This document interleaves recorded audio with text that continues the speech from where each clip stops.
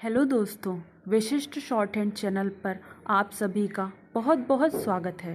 Please channel को like, subscribe और share करें ताकि नई नई डिक्टेशन आप सभी तक जल्दी जल्दी पहुंच सकें और जल्दी से जल्दी आप सिलेक्शन पा सकें। उपाध्यक्ष महोदय, बजट पर जो चर्चा चल रही है उसमें भाग लेते हुए मैं भी अपने विचार सदन के सामने प्रस्तुत करना चाहता हूँ। इस पर विचार करते समय दो स्थितियों को हमें दृष्टि में रखना होगा। एक दृष्टि यह है कि किस स्थिति से हमारा देश गुजर रहा है, उसमें हमें क्या करना है, और दूसरी दृष्टि यह है कि भविष्य में देश को किस दिशा में ले जाना चाहते हैं। जब तक इन दोनों दृष्टिकोणों को सामने रखते हुए इस बजट को नहीं जांचेंगे, तब तक हम यह निर्णय नहीं कर पाएंगे कि यह जो बजट हमारे सामने रखा गया है वह देश की दृष्टि से उचित बजट है या नहीं।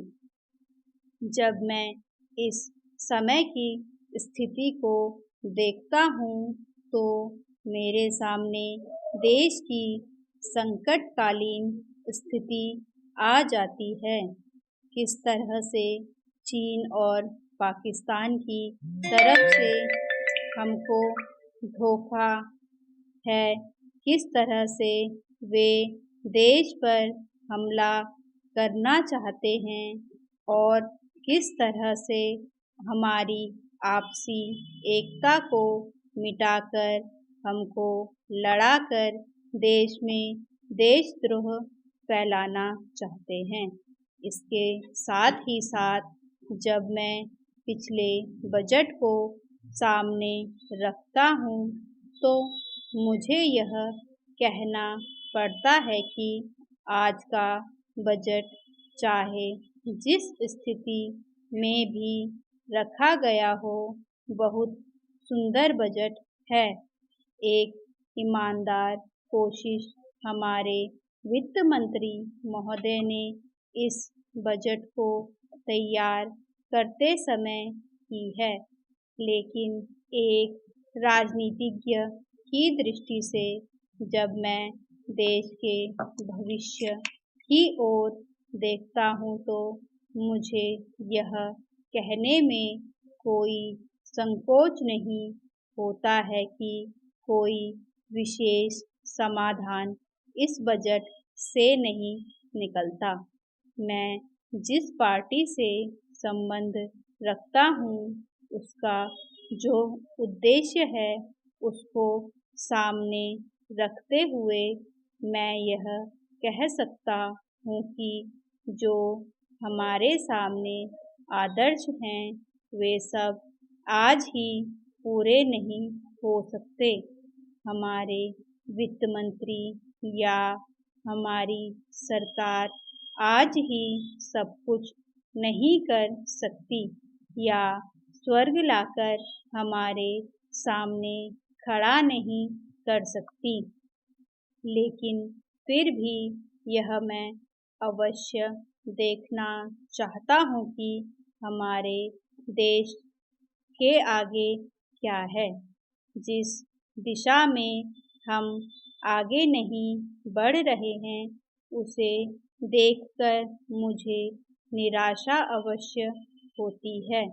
जो प्रस्ताव कांग्रेस अधिवेशन में पास हुआ उसके मूलभूत विचार में आपके सामने रखना चाहता हूँ। वहाँ हमने यह निश्चय किया था कि वर्तमान पंचवर्षीय योजना खत्म होने तक देश की जनता की ज़रूरत की चीज़ें पूरी कर दी जाएंगी। उपाध्यक्ष महोदय, उसमें हमने साफ साफ कहा था कि जो गरीब वर्ग है, जिसकी गरीबी के बारे में सभी जानते हैं, उसको देश की आमदनी का जो औसत है वह अवश्य ही मिल जाएगा और इस दिशा में हमारा प्रयत्न जारी रहे। हमारा जो बजट है उसको जब तक अपनी आर्थिक व्यवस्था या अपने विचारों के अनुसार नहीं आंकेंगे, तब तक उस ध्येय की पूर्ति नहीं हो सकती।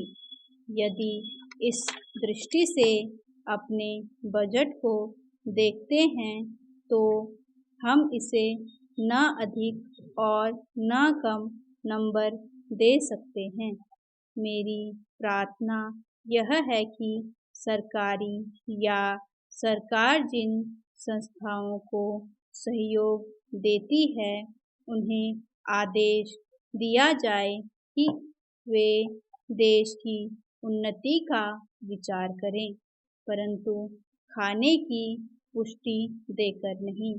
यह कार्य शीघ्र से शीघ्र होना चाहिए।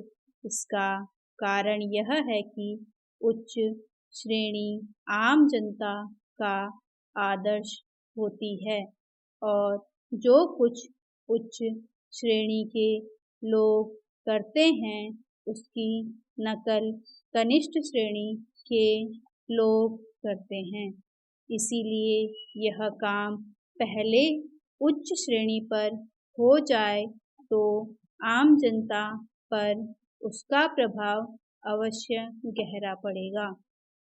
सप्ताह में 2 बार भोजन छोड़ने का जो मेरा सुझाव है, इससे न केवल अनाज वरन ईंधन, तेल, कोयला आदि सबकी बचत होगी।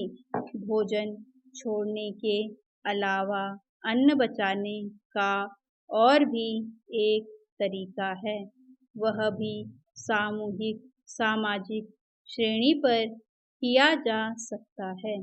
जानते हैं कि इस देश में 10% अन्न कौन खराब करता है? कीड़े, पंछी, बंदर और बोरियां ठीक न होने से अनाज गिर जाता है और मिट्टी में मिल जाता है।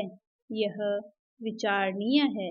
इस प्रकार 80 लाख टन बर्बाद होने वाले अन्न को बचाया जाए तो भारतवर्ष को किसी भी देश से अन्न की भिक्षा मांगने की आवश्यकता नहीं पड़ेगी। श्रीमान, यह अपराध कबूतरों, बंदरों, कीड़ों आदि का नहीं है। यह अवश्य ही हमारा अपराध है। आज तक विदेशों से हमको अनाज मिलता रहा है, इसीलिए हम लापरवाह थे, इसीलिए अनाज का विनाश होता रहा। परंतु अकाल पड़ेगा जैसा कि इस वर्ष पड़ा है, तभी हम जागें तो यह ठीक नहीं है। हमें अन्न के नाश को रोकने की सतत कोशिश करनी चाहिए। उसकी बचत करना हमारा परम कर्तव्य है। यह काम हर किसान, बच्चा और युवक कर सकता है और उन्हें करना चाहिए। अन्न बचाने की समस्या केवल कानून के जरिए हल नहीं होगी। यह बात भी सामाजिक चेतना पर निर्भर है।